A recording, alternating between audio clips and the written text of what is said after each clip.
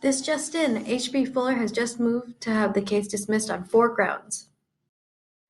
The first being that apparently diversity jurisdiction was not met. Under U.S. law, U.S. courts can hear cases involving parties that are diverse in state and/or nationality.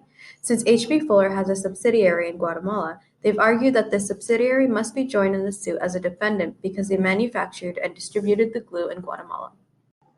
If Fuller Guatemala is added to the case as a defendant, then both the plaintiff and defendant would be Guatemalan. Diversity would be destroyed, and the U.S. courts would no longer have jurisdiction. Secondly, H.B. Fuller moved for dismissal on forum non-convenient ground, doctrine that allows a court to stay in action if there is a more convenient alternative forum that the case could be tried in.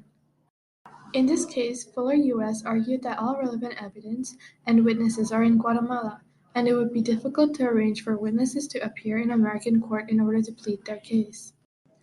The third point Fuller U.S. made for the dismissal was the fact that although the plaintiff filed the suit within the limitations period in Minnesota, this period had already lapsed in Guatemala.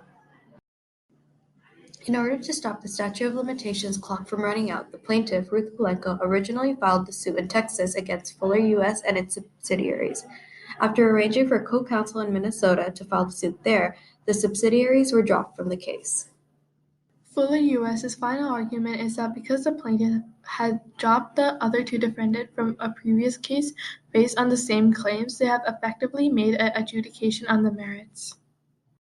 In other words, the plaintiff had decided that the subsidiaries were not responsible prior to any court decision, and therefore could not seek a court decision based on the same claims against Fuller U.S. We'll be back in a couple hours with more updates on the court's final decision for the H.B. Fuller versus Polenko case.